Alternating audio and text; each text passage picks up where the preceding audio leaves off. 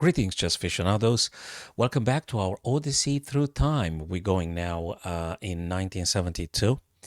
Well, we're in the present moment, but we're just going to an event that happened also in the present moment. That's a paradox. We can talk about this in a different scenario. So now we're going to dedicate today's video to Bobby Fischer with white and Boris Spassky with black. A game they played, game number 12, which started as an English opening and then transposed into a Queen's Gambit declined. Beautiful game, of course. My aim is to cover the entirety of the World Chess Championship that happened in 1972 in Iceland, Reykjavik. And let's just proceed with this one. So c4, okay. Nothing wrong with this. English opening, of course, e6. Freeing up the bishop. I'm not going to extensively stop every single second, third, or fourth move because we're not going to go, we're not going to be moving forward. So d5, a bunch of theoretical moves, d4, knight f6. Developing the pieces is absolutely paramount. Knight c3, and bishop to e7. And now white's turn to develop, and as I have highlighted already on a screen, you got a bunch of good moves to play here if you're thinking about the bishop on c1. So this bishop can be developed to f4. Never a bad idea to play bishop to f4, looking at the c7. You could develop to g5, which actually did happen in the game, not a problem. Or you may play a3, for further expanding on the queen side with b4 at the right time. Okay, so there's absolutely nothing wrong with these moves. Now Fischer plays bishop to g5. h6. Do you have to take? Well, you could take if you want to. Nothing wrong with that. But if you want to keep the excitement, keep it more challenging, try to avoid trading off pieces, you don't have to. Do you really have to take the knight? Well, not necessarily. So why not just playing bishop to h4? You never know. Maybe you want to play bishop g3. So castles and e3 here. e3, you've got it. You have to develop the bishop. But it's worth noting, guys, that you also, at some point, you may consider, well, not now, but previously you could have considered the g3 being played. Let me just go back a little bit here. So you also have the g3 here available. So that's another idea. So in case you don't like the bishop g5, you also had the g3, bishop g2, a totally different variation, but it's good to keep in mind. Sorry for going backwards. I just wanted to highlight that idea. Okay, e3 now, bishop on f1, free to go. And now you got a bunch of theoretical moves. You're going to have find them in all the opening theories. You've got the rook c1. Always a good idea getting the rook on the c file because that file is going to get opened sooner or later. Not a bad thing. Absolutely not a bad thing. Now, the idea would be if you play the bishop on f1. So again, rook c1 is absolutely great. But you have to keep in mind in this variation of the Queen's Gambit, if you play the bishop, your opponent might be making you to waste a bit of tiny tempo here because after they capture on c4, you're going to have to take back again. That means you move the bishop twice. So rook c1 wants to say, okay, if you take now, I'm going to move the bishop straight from the back rank into the c4 without wasting an added tempo. So that's the little subtlety here that it's important you guys keep it in mind. So there you go here, bishop d3 develop, right? Now watch what Boris Spassky plays, takes on c4. What does that mean? You're going to have to take back now, moving the same bishop twice on c4. Again, not a big problem, but just one of those subtleties that you want to keep in mind. b5, black seriously expands, pushes the knight away, the bishop. You have to play the bishop to safety now. Of course, further harassment might be possible with b4. That's a possibility. Or a6. What does that mean? a6 and b5 announces that actually c5 would be very safe to being played on a future turn because black can't play now c5. It's one of those moves they want to do, especially if they want to play bishop to b7, right? So you want to push this guy and dismantle the central pawn structure of white. But before you're playing c5, you need to make sure this guy is not lost. So a6 wants to reinforce the b5, then you're going to go with c5. So that's the idea behind it, guys. a6, defending b5, c6 is going to happen. a4 now, attacking that black pawn structure here. Of course, you could push the pawn. Of course, you could play bishop to b7. There's nothing wrong with that. Or Boris Spassky chose to take on a4. And now white takes back with the knight. Queen now plays on a5, checking the king and keeping an eye on this guy, which, by the way, currently is defended by the queen. So you don't have a problem, that is, at the moment. You just need to keep in mind. And obviously, you'll have to do something with that knight at some point, because the knight on the rim, you know what they say, it's a little bit dim. So you may not want to keep that knight there forever. But all things at their own time. Knight to d2 being played here, blocking the check from the queen. Notice, guys, I mean, I'm saying for my beginner friends in chess, you can't play queen to d2 here. It's a devastating bishop to b4 here, and you just don't like it. Oh, not mentioning queen just takes on a4 straight away. Okay, so if queen to d2, bishop b4, but then knight c3, maybe just take the piece. So queen d2 is a disaster. You can't play this with white. Knight d2, it's absolutely fine. Not mentioning that. Could be at some point after castles, you might be able to play stuff like knight c4. Bishop to b4, though, adding more pressure on the pin piece. And not just that, it also refers to bishop takes, queen takes, and you're going to drop a piece. So you got to be careful about that one. Knight to c3, moving the knight away from the periphery of the game. And c5. c5 is that idea that black wants to play in this queen's gambit variation, because not just challenges the d4, but also opens up the diagonal. Important strategic idea to keep in mind, my friends. Knight to b3 being played now by Bobby, attacking the queen. All right, so queen has to go. Queen must go. Or you start trading with a tempo if you want to, but he chose to go back onto d8. A bit of a pin at the minute now. A slight edge for white, but it's completely negligible. I think I left the evaluation bar on the screen, guys, to give you an idea as of how does the engine looks at every single twists and turn that happens during the game. So castle short, takes the pawn in the middle, and knight takes back. Of course, knight takes back. Black needs to be careful about a potential knight c6 coming and forking queen and the bishop on b4. Just highlight here. You know, all sorts of tactics. And bishop b7 wants to say you're not going to play knight c6, and not just you're not going to play, but actually I am attacking your g2 pawn, protecting the king. So you got to be careful with that one. And now a beautiful idea, bishop to e4, counteracting, opposing the bishop on b7. And you can't say, yeah, but the knight. Well, you can't, because the knight, remember, guys, knight is pinned by the bishop. So always a good idea, don't take on f6 if you don't have to. And look at this. Now the bishop actually proves its worth. Bishop e4, canceling, so to speak, counteracting that bishop on b7. Queen to b8, moving out of the pin, and now you got to decide what you do about the bishops and stuff. But Bobby says, you know something, bishop g3. Also, we said in the beginning of the video, bishop h4 can easily go to g3 and claiming the b8 h2 diagonal, of course.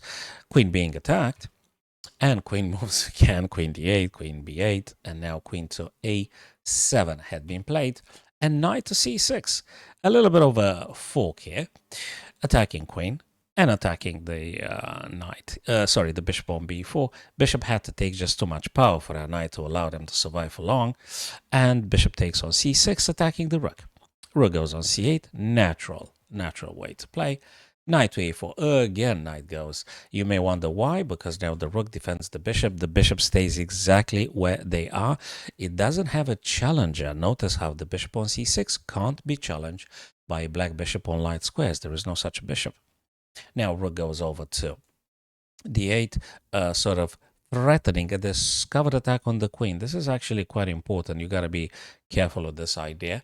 And of course, very good ideas, queen to b3, queen to e2, not a problem whatsoever to have played these. So if you don't like keeping your queen in this sort of threat of a discovered attack, you better move the queen either to b3 or to e2. It's perfectly fine.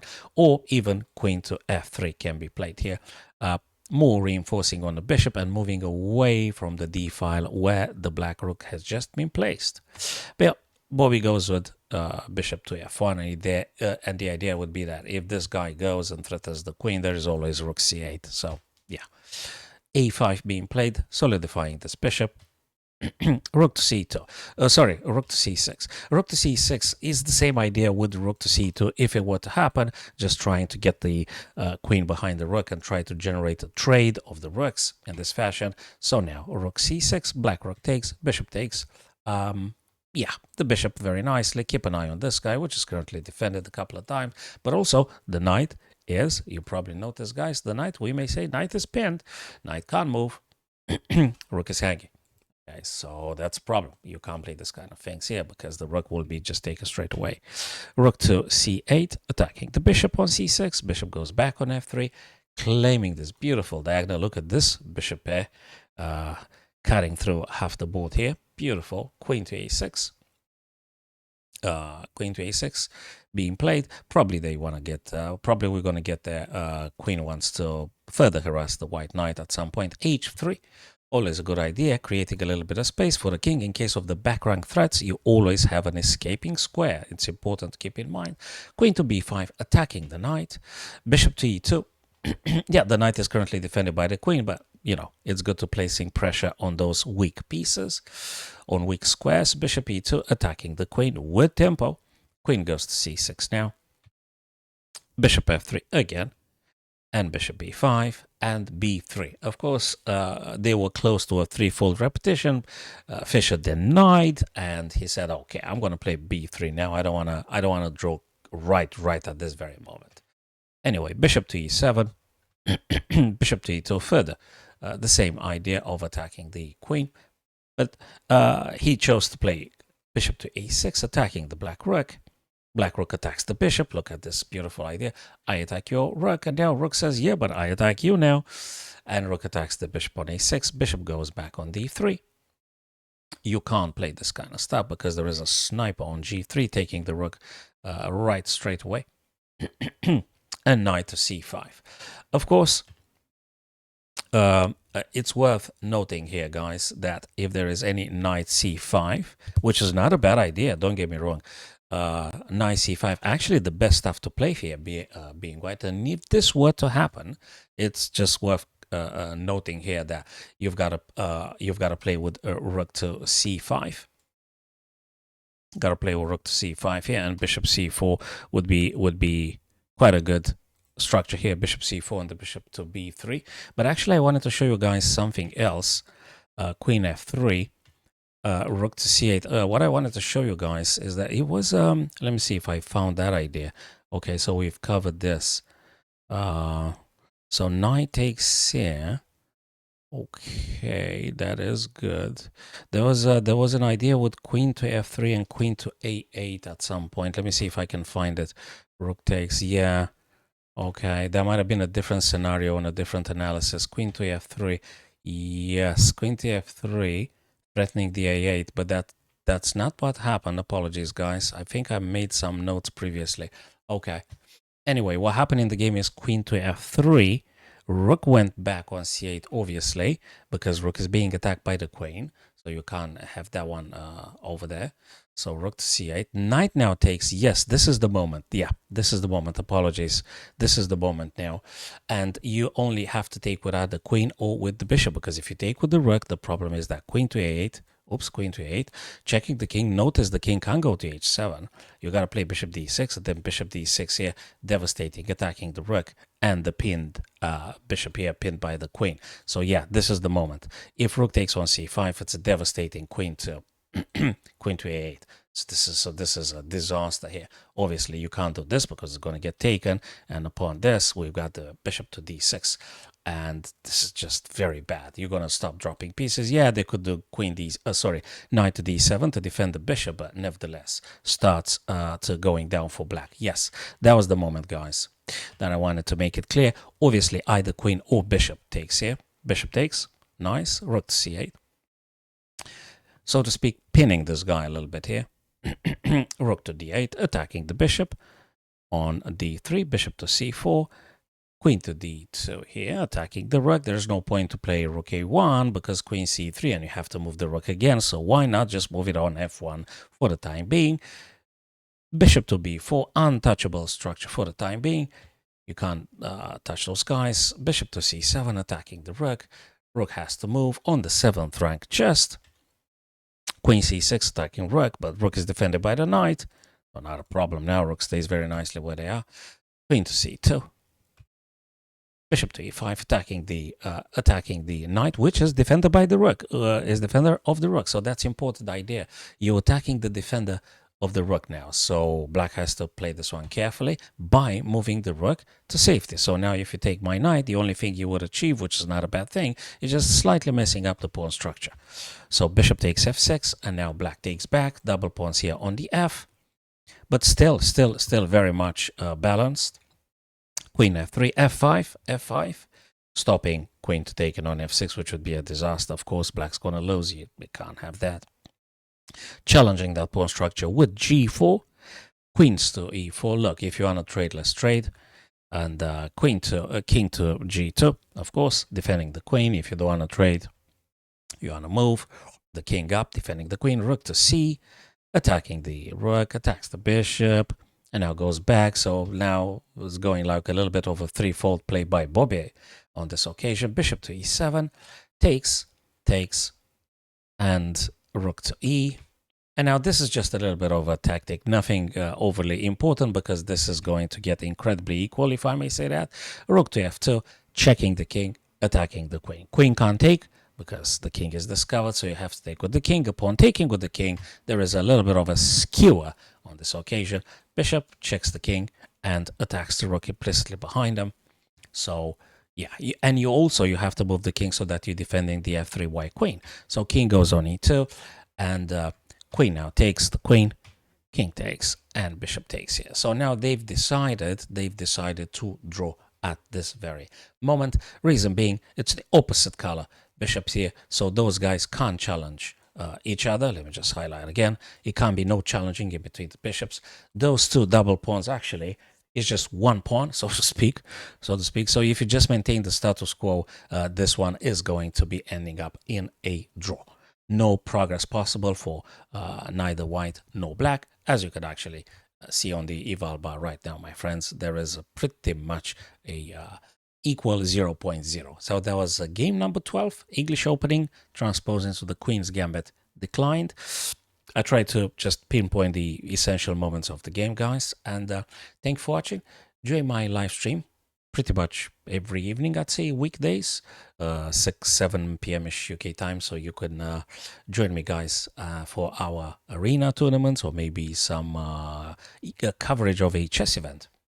Thank you again, guys, and I'll see you soon.